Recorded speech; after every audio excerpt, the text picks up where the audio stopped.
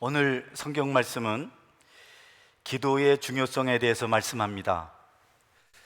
진심으로 기도하는 삶을 살고 싶어 하는 사람들은 기도를 방해하는 요인으로부터 반드시 자신을 구별해야 합니다.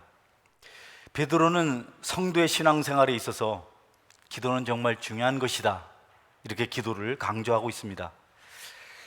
기도를 소중하게 생각하고 기도하는 사람들은 기도하지 못하게 되었을 때 심한 갈증을 경험합니다. 배가 고플 때보다도, 목이 마를 때보다도 기도할 수 없을 때 그들은 더 심한 견딜 수 없는 고통을 겪습니다.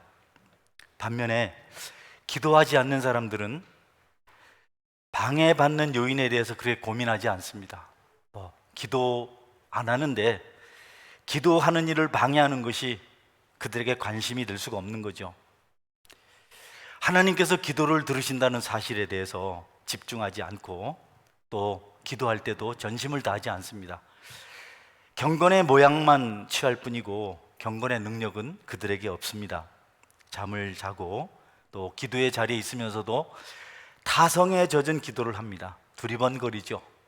또 시간이 얼마나 가나 이렇게 살펴보고, 기도하지 않을 때, 기도하지 못하게 되었을 때 얼마나 심각한 일이 일어나는지 그 비참한 결과에 대해서 전혀 인식하지 못합니다. 그래서 형식적으로 무릎을 꿇고 좀 마지못해서 고개를 숙이고, 그렇지만 간절함이 없고 다른 생각을 하기도 합니다. 불행한 일이죠. 하나님께서는 그런 모습을 보면서 안타까워하십니다. 예수님께서 제자들과 함께 겟세마네 동산에 기도하실 때, 거기서 기도하실 때 예수님 얼굴에서는 땀이 흐르고 피가 흘렸습니다. 너무 기도가 간절해서 그런 일이 일어난 거죠. 그러나 반대로 제자들은 잠에 빠져 있었습니다. 주님은 그런 제자들을 보고 잠시도 좀 깨어서 나와 함께 기도할 수 없느냐, 나는 지금 마음이 심히 고민되어서 죽게 되었는데 너희들은 어떻게 잠을 잘 수 있느냐, 마음엔 원이지만 너희들의 육신이 약하구나, 이렇게 말씀하십니다.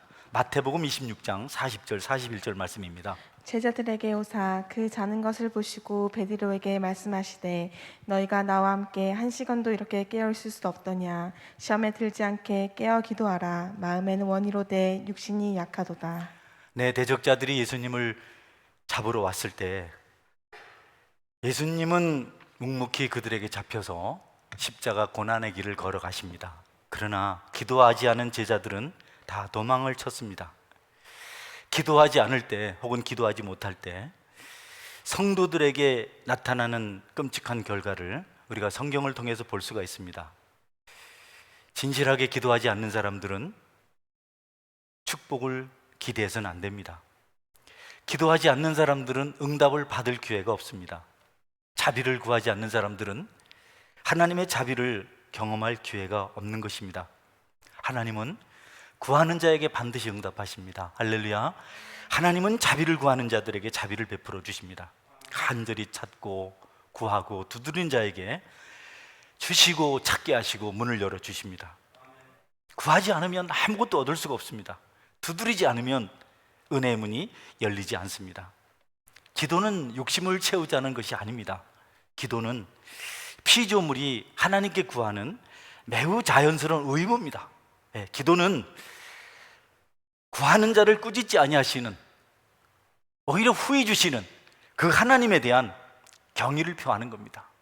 하나님 도와주세요. 하나님 이것을 기뻐하세요. 나는 하나님의 능력을 믿습니다. 하나님을 의지합니다. 하나님 나를 좀 살펴주십시오. 하나님은 너무 그와 같은 우리의 기도의 모습을 좋아하세요. 어린아이들이 뭘 달라고 하면 부모님들은 거절을 못하세요. 너무 어이없는 것도 계속해서 말하면 들어주십니다. 제 친구 목사님은 아들을 하나 입양해서 이제 청년이 되었어요. 23인가 이렇게 됐는데, 둘인가 됐는데 자꾸 차를 사달라고 하는 겁니다. 저는 제 친아들이 그런 말을 하면 안 사준다고 단호하게 얘기하는데, 이 목사님은 그 아이를 입양을 했기 때문에 그렇게 말해도 거절을 못해요. 상처받을까 봐. 그래서 할 수 없이 그럼 내가 보증도 서주고 처음 계약금도 줄 테니까 네가 할부를, 돈을 벌어서 할부는 내가 갚아라. 예. 그렇게 해서 들어주는 거죠. 우리가 불의한 자라도 자녀가 무엇을 해달라고 하면 도와줄 수밖에 없는 그런 형편에서 도와주는데, 하늘에 계신 하나님께서 왜 기도하는 자들에게 응답하시지 아니하겠는가?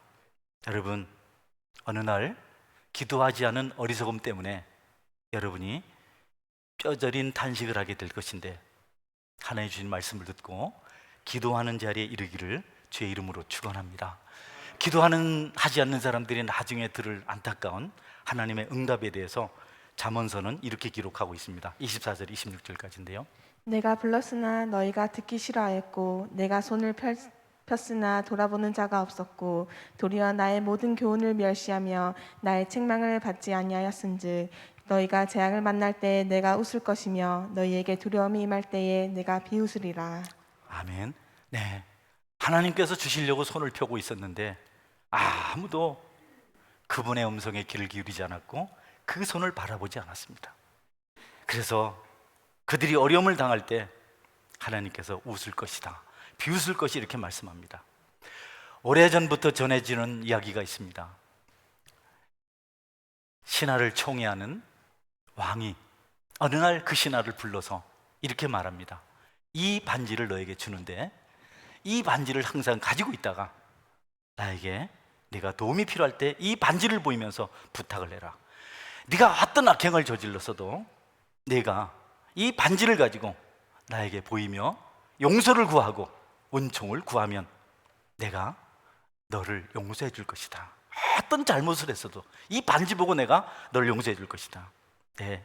왕의 처왕회를 입었던 그 신하가 영모를 꾸미고 결국 친위에 잡혀서 사형을 언도받았습니다. 사형의 날이 임박했는데도 그 신하는 그 반지를 가지고 왕에게 보이며 용서를 구하지 않았습니다. 여기 왕께서 주신 반지가 있습니다. 이 반지를 보시고 나를 용서하소서 이렇게 말했다면 용서를 받았을 텐데 그렇게 하지 않았습니다. 예, 왕과 신하 이야기지만 우리도 똑같습니다.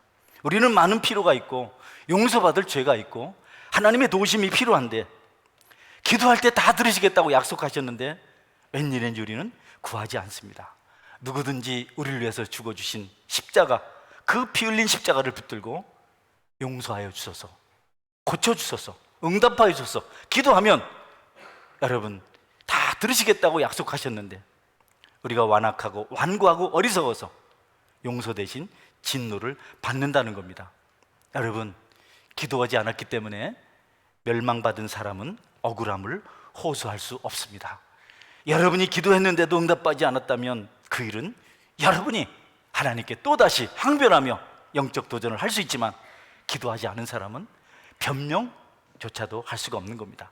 야고보서는 이렇게 말씀하고 있습니다. 너희는 욕심을 내어도 얻지 못하여 살인하며 시기하여도 능히 취하지 못함으로 다투고 싸우는도다. 너희가 얻지 못함은 구하지 아니하기 때문이요 구하여도 받지 못함은 정욕으로 쓰려고 잘못 구하기 때문이라. 네. 서로 무엇을 얻으려고 다툰다는 겁니다. 욕심을 내서 싸운다는 겁니다. 끊임없이. 그래도 얻지 못해요.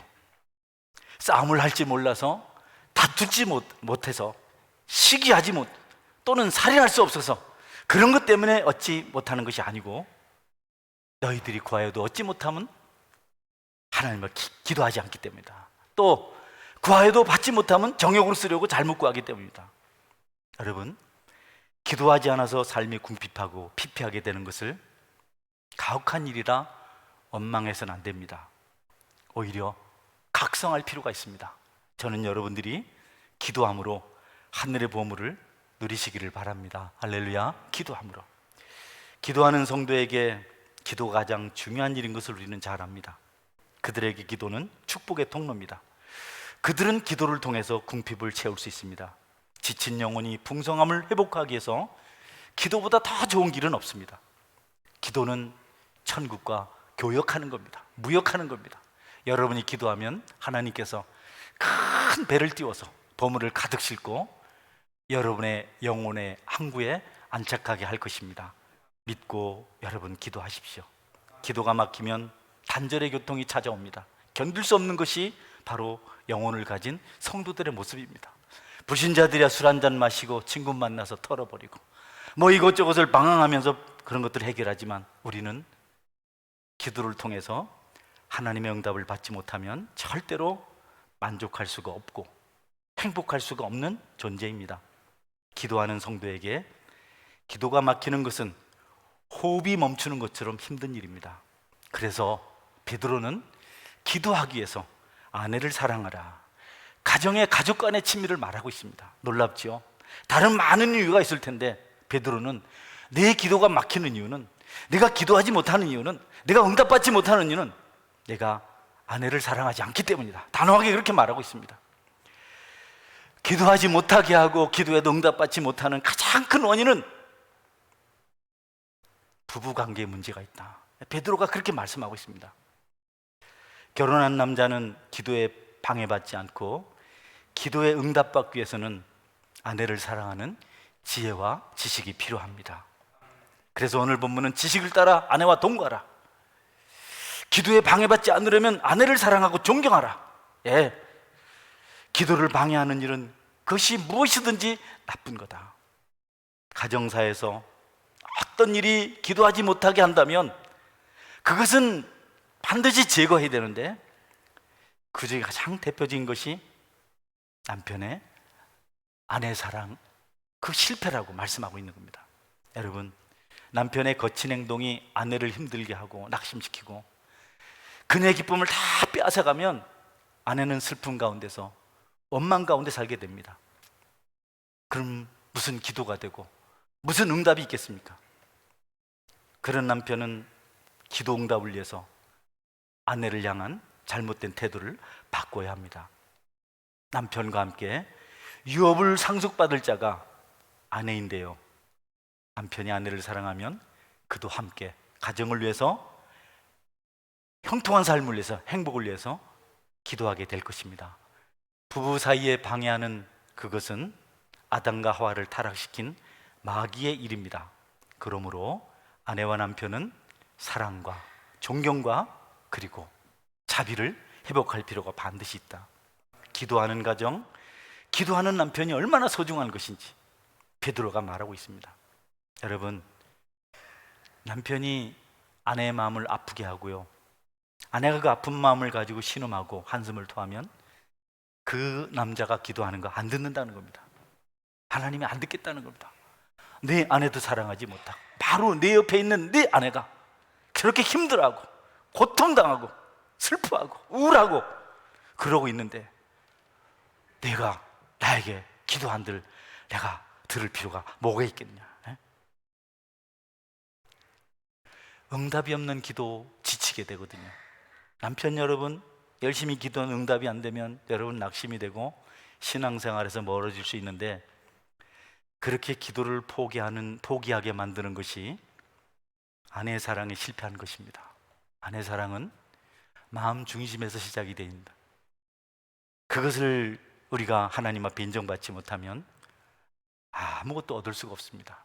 기도 응답이 눈으로 보이는 것, 손으로 만지는 가시적인 성취로 생각하는 사람들이 있어요.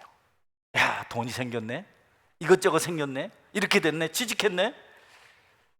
여러분, 그런 거 아무리 얻어도 하나님이 응답하신 것 아니면 문제는 여전히 우리를 고통스럽게 하는 문제로 남아 있습니다. 그런데 외적인 부분들이 여전히 어려워도 하나님께서 우리를 사랑하셔서 응답하시면 우리는 그 문제를 초월할 수 있는 능력자가 됩니다. 할렐루야. 문제 여전히 있지만 하나 우리를 사랑하시고 응답하시면 그 문제가 문제로 여겨지지 않는다는 겁니다. 이것이 부부 사랑에서 가능하다는 거죠. 아내가 여러분을 존중하고 여러분이 아내를 사랑하면 여러분은 어떤 문제도 합력해서 극복해 갈 수 있다는 그런 말씀입니다. 그 기도 응답이 그거라는 거죠. 초월적인 능력이 나타나는 겁니다. 아내는 남편과 모든 고통을 하고자 결심을 한 인생의 유일한 동반자입니다. 여러분을 딱 만날 때 당신이 가는 길 내가 가겠습니다, 그러고 왔거든요. 그래서 아내가 남편에게 사랑받는다는 확신이 있으면 여러분 어떤 어려움도 같이 해요. 그런데 아내를 힘들게 해놓고 같이 하자 하면 억지로 하거든요. 하나님은 거기서 일을 하시지 않습니다. 여러분에게 하나님께서 인정하시는 기도가 있어서 초월자의 삶을 사시기를 주의 이름으로 축원합니다. 가장 초월적인 축복을 말하는 사람이 하박국인데요. 한번 볼까요? 비록 무화과 나무가 무성하지 못하며 죄송합니다. 포도나무에 열매가 없으며 감람나무에 수출이 없으며 밭에 먹을 것이 없으며 우리의 양이 없으며 외양간에 소가 없을지라도 나는 여호와를 말미암아 즐거워하며 나의 구원의 하나님으로 말미암아 기뻐하리로다. 아멘. 아내와 남편이 서로 화목하니까 무화과 나무가 무성하지 못하고 포도나무에 열매가 없고 감람나무에 소출이 없고 논밭에 식물이 없고 우리의 양이 없고 외양간에 소가 없어도 하나님 때문에 행복한 겁니다. 소유가 있어서 행복하고 지위가 있어서 행복하고 취직해서 행복하고 뭐 이런저런 것 때문에 행복하면 여러분 그 행복은 오래가지 않습니다. 그것이 사라지는 순간 다 끝이 나는 겁니다. 그러나 주님께서 하나님께 기뻐하시는 가정 안에서 부부가 사랑하면 손가락만 빨아도 행복할 줄 믿으시기 바랍니다. 아멘. 크게 해봐요. 할렐루야. 네, 주님 사랑이 그런 겁니다. 저에게도 아내가 있는데요, 아내가 가끔 저에게 이렇게 위로를 해주세요. 정 앞에 보면 똑같지 않지만 제가 나를 위로하고 격려하고 힘 줄 때 그녀가 했던 말은 이런 겁니다. 제가 간단히 요약을 했는데요, 목사의 아내로 사는 일은 편한 길이 아닙니다. 그러나 목회자로서 당신이 고난에 맞서며 타협하지 않는 모습이 있어서 보람을 찾습니다. 나와 아이들을 편안하게 하려고 목사의 본질을 외면하면 아마도 우리의 영혼은 평안을 잃고 피폐하게 될 것입니다. 부나 명예나 인기나 세상의 평판을 넘어서 목회자의 본질에 충실한 모습에서 나는 만족을 얻습니다. 사모의 길이 힘들고 낙심되다가도 본질을 벗어나지 않는 목회자의 길을 가는 당신을 볼 때 나는 힘을 얻고 위로를 받습니다. 여러분, 우리가 이런 평강을 누리며 살아야 되겠습니다. 할렐루야. 이를테면 내가 도둑질이나 하고 사기나 쳐서 많은 돈을 벌어다 주면 돈 쓰는 재미 있겠지만 그 영혼의 만족이 있겠습니까? 그러니 여러분, 뭘 얻자고 너무 가정을 타박하고 아내를 면박하고 그런 식으로 삶을 살지 말고 주님께서 우리를 값없이 피 없이 피 흘려 용서하신 것처럼 남편 여러분들이 그렇게 하시길 바랍니다. 성경은 아내의 책임을 묻지 않습니다. 예수 그리스도께서 교회의 머리가 된 것처럼 남편은 아내의 머리다. 예수님은요, 우리의 책임을 묻지 않습니다. 죄인들이 교회에 다 모였어요. 교회는 죄인밖에 없습니다. 그런데 이 죄인들을 주님께서 무조건 받으셔서 의인으로 만드셨습니다. 할렐루야. 그 예수님이 교회를 사랑한 것처럼 남편 너희들도 아내를 사랑하라, 이렇게 성경은 말씀하고 있습니다. 그런 여인이 저절로 생기는 것이 아니고 남편의 사랑에 달려있는 줄 믿으시기 바랍니다. 잠언에서 현숙한 여인을 이렇게 말합니다. 누가 현숙한 여인을 찾아 얻겠느냐? 그의 값은 진주보다 더하니라. 그런 자의 남편의 마음은 그를 믿나니 산업이 필자라지 아니하겠으며 그런 자는 살아있는 동안에 그의 남편에게 선을 행하고 악을 행하지 아니하느니라. 아멘. 네, 현숙한 여인, 값진 진주보다 귀하다. 그런 여인의 남편의 마음을 모든 것을 안심하고 편안하게 살아갈 수 있다. 부족함이 없다. 그 현숙한 여인은 남편에 의해서 만들어지는 줄 믿으시기 바랍니다. 아무리 고약하고 나쁜 여자도 남편이 주님 사랑으로 접근하면 다 아름다워진다는 겁니다. 여러분은 호세아 선지자가 고멜이라는 음란한 여자와 하나님 말씀을 따라 살았는데 그 사랑 이야기가 바로 저와 여러분의 이야기인 줄 믿으시기 바랍니다. 아내의 마음은 슬프고 괴로운데 눈에 보이는 게 좀 잘 됐다고, 물질 좀 얻었고 지위 좀 얻었고 출세 좀 했고 인기 좀 있다고 해서 여러분 기도 응답 받았다? 아닙니다. 하나님 절대로 속지 않습니다. 앞에도 말씀드렸지만 내가 가장 돌보고 아껴야 될 아내가 저렇게 힘들어하고 우울하고 날마다 침통한 하루하루를 살고 있는데 이런 것을 가지고 응답이라 말하고 네가 기뻐하고 즐거워하는 것 나는 용납하지 못한다. 하나님 그렇게 말씀하십니다. 여러분, 회개가 있고 용서가 있을 때, 기도가 있을 때 우리에게 평안이 찾아오는 것이고 그 평안이 진짜입니다. 재미있고 쾌락, 즐거운 것이 그거 응답이 아닙니다. 집안에 우환이 가득한데 뭐 하나 됐다고 좋아서 혼자서 기분 좋아서 자기밖에 모르는 여러분, 이기적인 남자는 하나님의 사랑을 못 받아요. 그런 사람은 절대로 하나님의 인정을 받지 못합니다. 가족 다 두고 자기 혼자 재미있다고, 여러분 무슨 의미 있습니까? 그게 도대체 하나님과 무슨 관계가 있습니까? 지식을 따라 아내와 동거하라는 말씀은 육체가 아닌 영혼을 위해 사는 삶입니다. 같은 집에 있어도 서로 마음이 다르면, 영혼이 안 통하면 가시방석입니다. 우리는 한 침대에 누워 있어서 부부라고 말하는데 때로 동상이몽일 때도 있습니다. 한 집에서 같이 밥 먹고 같은 침대에 누워 있다고 그게 동거가 아닙니다. 하나님을 사랑하는 그 영혼으로 같은 꿈을 꾸며 비록 여간 채소를 먹고 살지라도 손을 붙잡고 내가 당신을 사랑합니다. 나도 당신이 좋습니다. 하루를 살더라도 당신하고 있으면 행복합니다. 이것이 하나님께 주신 축복인 줄 믿으시기 바랍니다. 여러분이 돈을 많이 벌어다 준다고 아내들이 행복한 거 아닙니다. 돈 다 모였어 반드시 표시내잖아요. 그 돈 가지고 행복을 얼마나 많이 부립니까? 어쩔 수 없이 돈으로 만족을 대신 찾아보려고 하는 것이지, 하나님 주신 축복을 그들이 알지 못하기 때문에 여러분의 기도는 응답이 없다는 겁니다. 이런 일이 있었습니다. 어느 공휴일 아침에 남편이 눈을 떠보니까 아내가 난리가 아닙니다. 화장대 앞에서 그냥 화장을 하고 꽃단장을 하고 그냥 벌써 아무리 기다려도, 그리고 멋지게 단장을 했어요.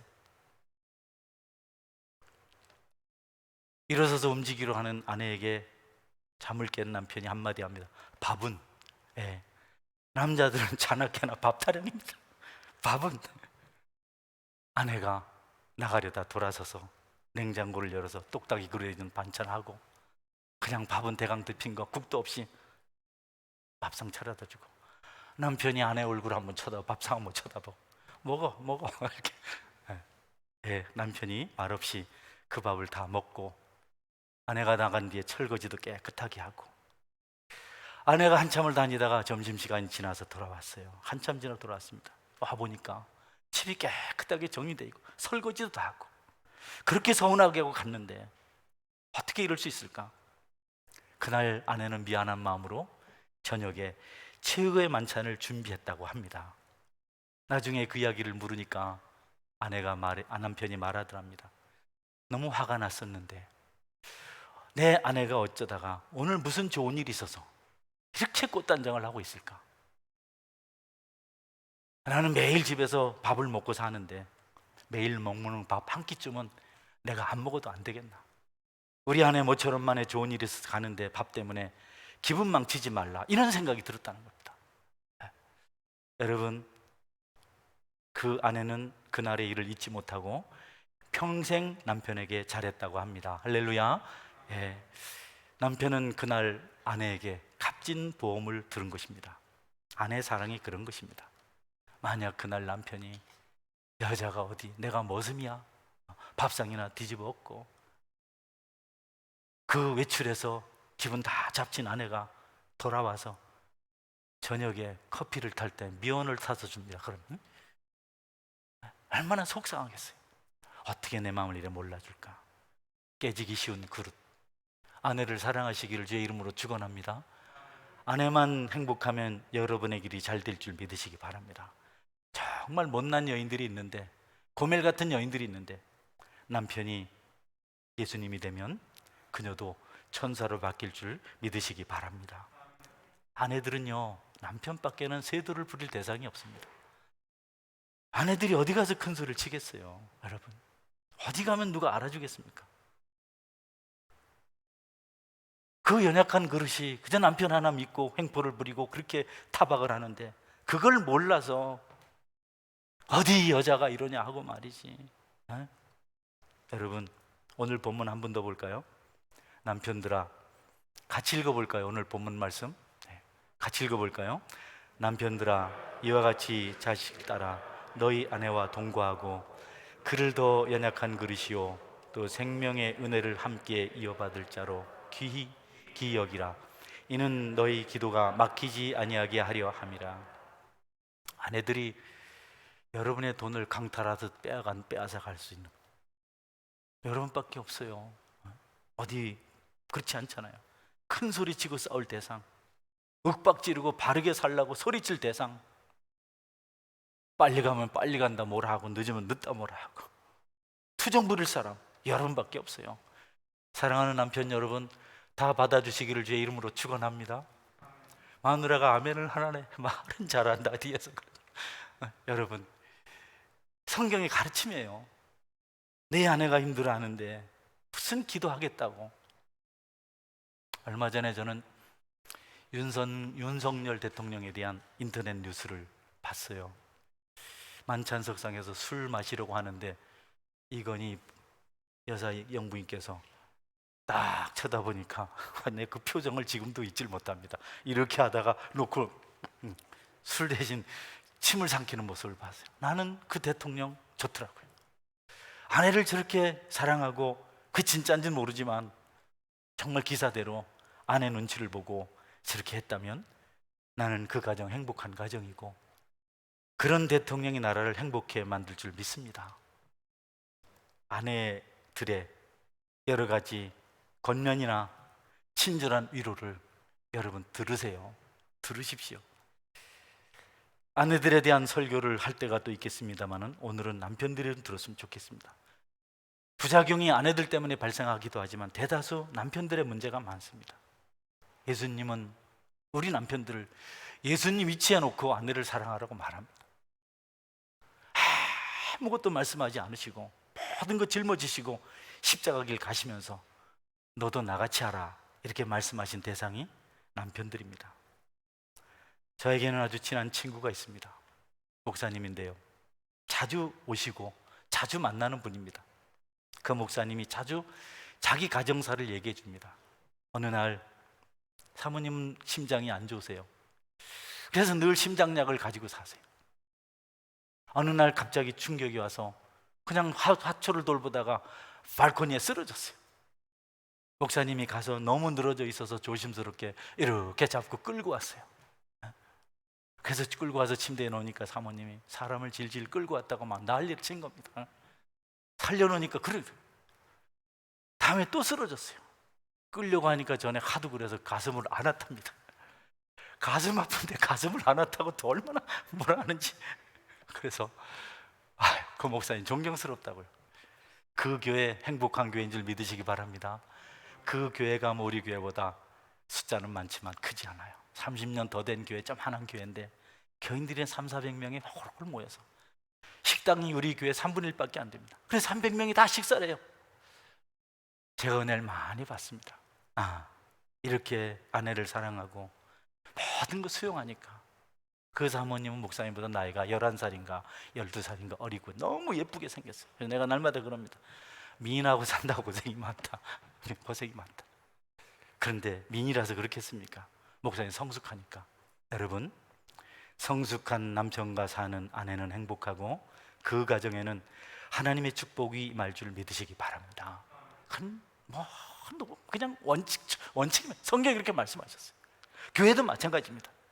그런 남편들이 모인 교회는 축복받고 그들의 기도는 능력이 나타나는 겁니다. 가정에서 아버지가 자녀들에게 얘들아 예배드리자 그러면 안 해요. 아빠 혼자 하세요. 그럴 때 아내가 그러면 안 돼. 아빠 말씀하시는데 같이 예배하자. 그럼 아이들이 따라합니다. 할렐루야. 따라요. 아내가 행복하면 남편을 존경하면 그렇게 해서 아이들을 키워갑니다. 그런데 남편이 아내의 상처를 치료하지 않으면 그때 아무 도움을 주지 않습니다. 당신 합시다. 아이들이 싫다잖아요. 자기가 싫은데 아이들 핑계 대거든요. 그런 남편이 존경스러우면 그러면 안 된다. 함께 예배드리자. 여러분, 가정교육이 첫 번째 축복의 시작인 줄 믿으시기 바랍니다. 결론은 여러분이 기도하는 축복을 누리려면 아내를 행복하게 만드십시오. 아내가 불행한 가정은 가정에 평강이 없고 아이들도 행복할 수 없습니다. 할 말 많을 줄 압니다. 못된 여자 많습니다. 예, 성경은 못된 여자 데려다가 네가 행복하게 만들라고 말씀하고 있습니다. 기도해야 되는 성도의 위치에서 기도가 막히지 않도록 연약한 아내, 연약한 그릇인 아내를 사랑하라.